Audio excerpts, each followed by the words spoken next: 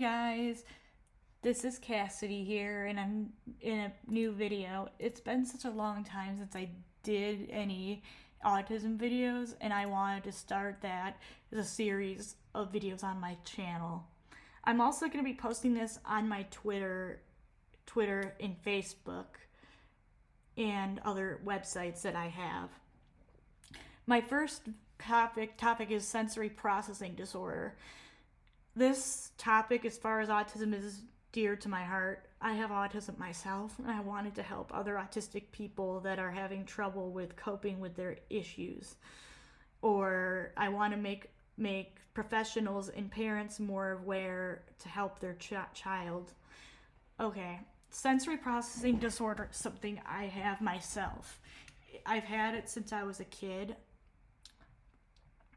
Sensory processing disorder affects the sensory systems, and it's comprised of 8 senses.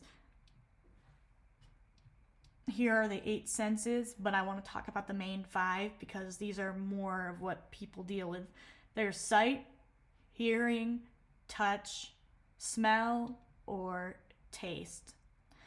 I don't want to talk about 6, 7, and 8 because I have no experience on that, and this mostly takes place inside the body. So I'll be talking about the main 5. Visual. This could mean that this affects the child's abilities to see things. For example, someone on the spectrum or someone with sensory processing disorder may actually not like sights, like lights from a police officer's vehicle, or flashing red lights, or fluorescent lights in a classroom. Those can hurt. For me, some of those noises, and sounds and stuff like that hurt me a little bit. I'm talking about mostly my issues on here, but I'm willing to talk about others. Auditory, hearing, is number 2. It is a child's ability to hear, listen, filter, and selectively attend to auditory stimuli. It affects speech and language. That does, especially because you may not hear something right away, or, for example, being in places like loud noises and stuff like that can hurt the person's ears really badly. This has happened to me before, but I've had this sensory processing disorder my whole life.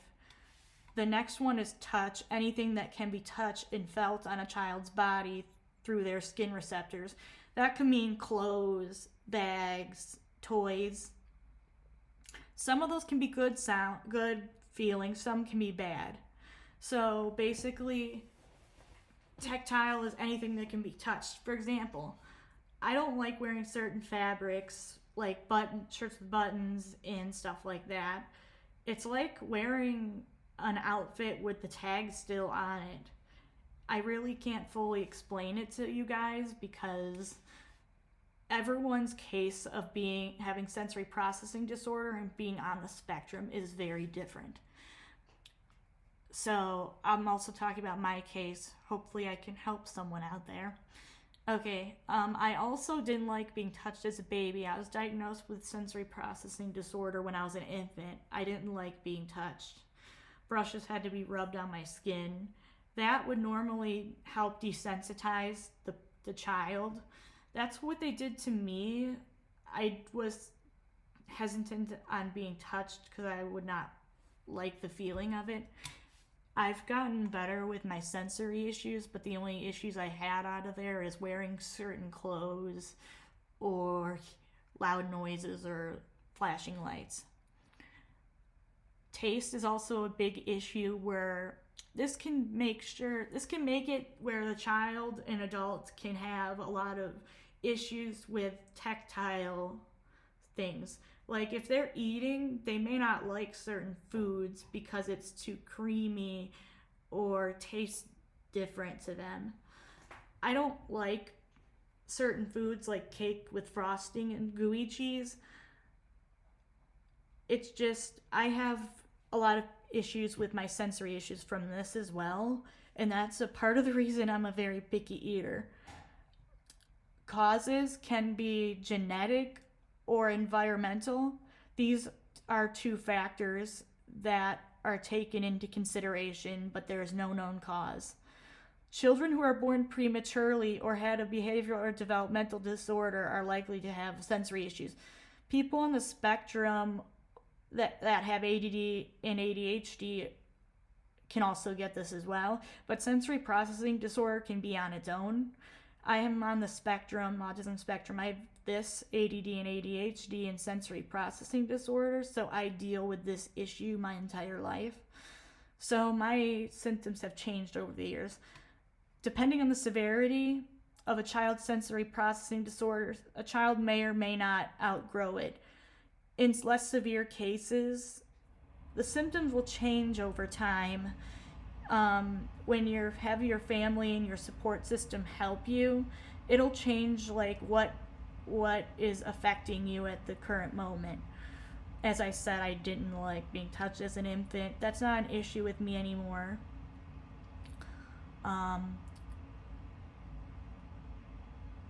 And here there's two types of sensory processing disorder that is listed here. Oversensitive symptoms. That is basically where easily startled and shows extreme fear to sudden and loud sounds and noises. Toilets flushing, crowds cheering, fire drill. The fire drill and flashing lights hurt my ears really badly. If it gets bad enough, I have what's called a meltdown, and it affects how I'm functioning at the time. But here are the other ones here. Uncomfortable with touch and often avoids hugs and cuddling. Refuses to wear itchy or uncomfortable clothing. Has a strong reaction to certain foods. Gets upset about small changes in routine. A lot of people on the spectrum are very concrete. We like to have our routines and we don't like to change them. Sometimes, sadly, they have to be changed on some occasions. So basically, most of these issues, I always have issues with my entire life. I usually have to leave the room sometimes. There is also hypersensitive symptoms. Undersensitive symptoms. That's constantly touching objects, squims and fidgets, easily distracted, plays rough, has a high pain tolerance. Okay, there's other ones here, but this is pretty much, these symptoms hit the nail on the head, as they say. As a kid, I used to like hanging upside down off the couch by using my legs. I don't do that anymore. I do also like spinning in my chair as a kid, and I sometimes like to do that now. That is, some symptoms like this make you feel good, and they give you extra stimuli that is very, very good and sometimes very bad for people on the spectrum. I have a high pain tolerance as well. When I fall, I never cried or anything like that. There's tests for this. This can be done by an occupational therapist, and these issues can be shared with a pediatrician. Sensory processing disorder it seems to affect learning, but it depends on how much the issues bug you. For me, it interferes with my day-to-day living skills and stuff I do to get by each day. I deal with it as they come and go, but other people on the spectrum, especially kids, may have more issues at this time with their problems. So I'm also hoping that other autistic people or parents are actually watching this.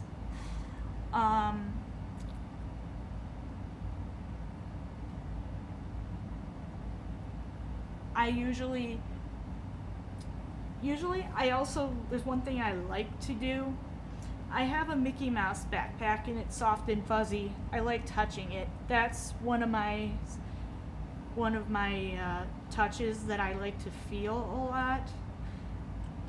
The other things I like are smells like coffee or typing on my keyboard for my computer.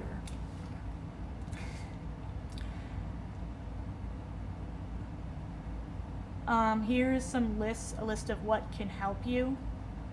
These are a few things here that can help people on the spectrum of what they can do to help them with their sensory issues. There is no known cure or anything like that, but it can be helped by proper precautions and treatments.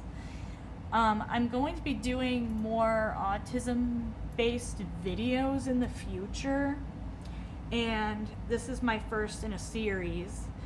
I've been very grateful that I'm able to actually make videos and share my experiences with everyone, and I hope everyone liked this video today. I will be leaving this video in the description below. Thanks. Bye. Thanks for watching.